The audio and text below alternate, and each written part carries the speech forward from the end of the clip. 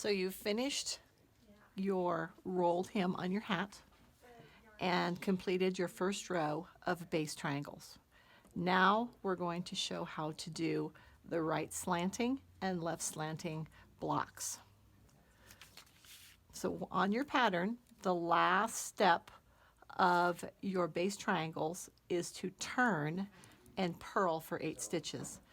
This will put you on the back side or the purl side of your hat.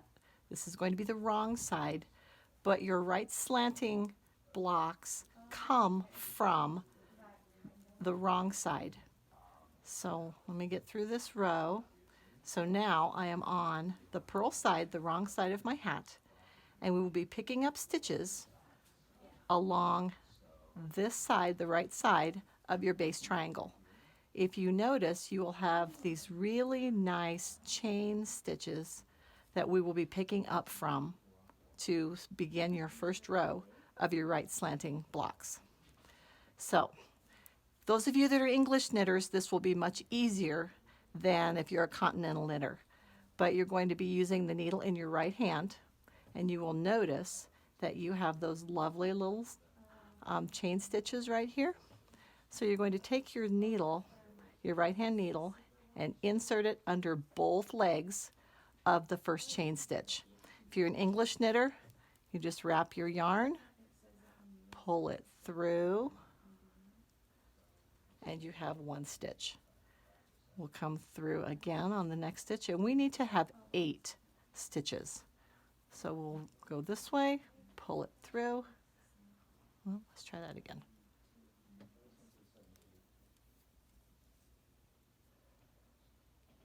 Pull it through, and we will go all the way down the side till we get to 7.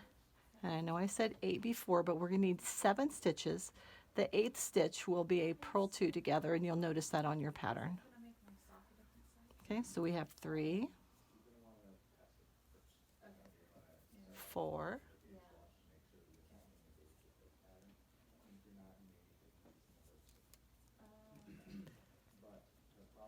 5, 6, and as we get closer to the end of our chain stitches, you'll notice that I've got to 7 and I run out of chain stitches. So the last stitch, you kind of make the stitch yourself. You can either pick up this little loop here, or you can use this leg between your needles, or you can pick up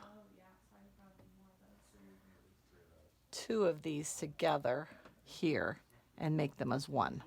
I'm just going to pick up 1 stitch from this little place right here. Now your pattern says that you're going to purl 2 together, so I have 7 stitches. 2, 4, 6, 7. This is my 8th stitch right here that I picked up. I'm going to put them together on my left hand needle and purl 2 together. Now I'm going to repeat this same step for those of you that are continental knitters so you can see the difference. Now I have 8 stitches ready to begin my next series of the right slanted triangles. For those of you that are continental knitters and carry your yarn in your left hand, this particular part of the block is a little trickier. So what you need to do is you bring your yarn towards you so it's on the inside, and you're going to take your right hand needle, poke it through the 2 legs of your little chain stitch. Okay? This is where it gets a little trickier because you have to wrap your yarn around and kind of hold it tight. I use my thumb so you can pull it through. Okay, we'll do that one more time. Going through. I use my fingers to wrap it, tighten it with my thumb, and pull it through. Again, go through the 2 legs, wrap your yarn, hold it tight, and pull it through. You will do this for your 7 stitches. I'll try that again. I didn't get it pulled through well. So if you're an English knitter, this will be much easier.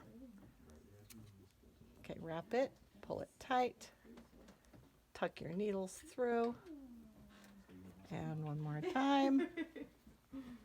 There we go. Yeah, making it harder and harder. Okay, so we'll get our 7 stitches on our needle.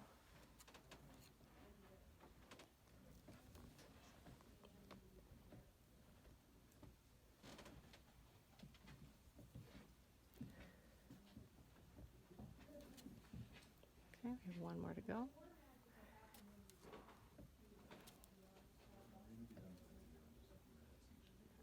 Okay, then we need to pick up our 8th stitch, which we'll use this little, it's kind of the end of our turn, but we'll pick that up, set it on our left hand needle, purl these 2 together, and if you notice on the pattern, that is our purl 2 together. The next step is a turn. So we've picked up our 8 stitches.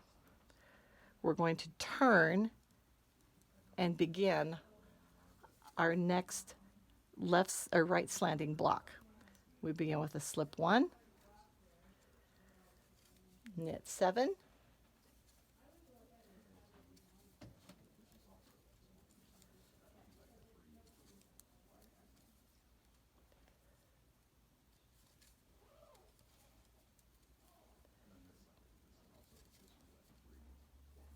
okay, 2, 4, 6, 7, 8. So we have 8 stitches. We've had a slip 1, and we have the rest of our stitches here. We're going to turn and follow the pattern as it says to slip 1, purl 6, 1, 2, 3, 4, 5, 6, and the last one is a purl 2 together. So you will continue in this method all the way to the end of your rows as stated on the pattern. So you will have these blocks, looking at our hat, these will be the blocks that are going to the right. These will be right slanting blocks. Okay, the next step we will show will be the left slanting blocks, and they're much easier to pick up the stitches on. So you will continue with your right slanting blocks all the way around your hat. So you'll have all of these going on until you get all of them completed. Then you will begin your left slanting blocks. These are much easier to pick up the yarn on, especially if you're a continental knitter, but you'll have the same situation. You've got all these lovely little chain stitches, if you can see those rolling down the side of your right slanting blocks. So we're going to pick up our 8 stitches along the left side or the right side of ours, but you can notice that this is the right side's facing now. Not when we were doing the right slanting blocks, the wrong side was facing you. Now you have your right side facing you. So you're going to pick up the same way you did before. Picking up, you're going to come from the front to the back this time. Picking up your yarn, which is in the back, like you would a knit stitch. And there's one. You'll go through both legs again, like we did with the purl side. Going front to back this time. Picking up, pulling through, that's 2, 3, 4, 5, 6, and we have 7. And as we get down toward the bottom of our sock, these get a little bit tighter. Okay, so if you notice, we have those picking those up. The last one, I'm going to take this stitch out because I missed one. We're going to go in this way, pick up one more. The last one we're going to use is this leg by picking it up and setting it on our needle to create our slip slip knit. And if you notice from the pattern that there's a slip slip knit, And I do my slip slip knit, which is much simpler than slipping it off the needle. If you knit into the back side of both stitches, it's much easier than slipping. I say that now as I'm trying to slip this. There we go. If you knit into the back side of both stitches, you have created a slip slip knit without having to slip your stitches off the needle, and then knitting two together. Okay, so after you get your 8 stitches, you've done your slip slip knit, you will turn and continue with the pattern as written.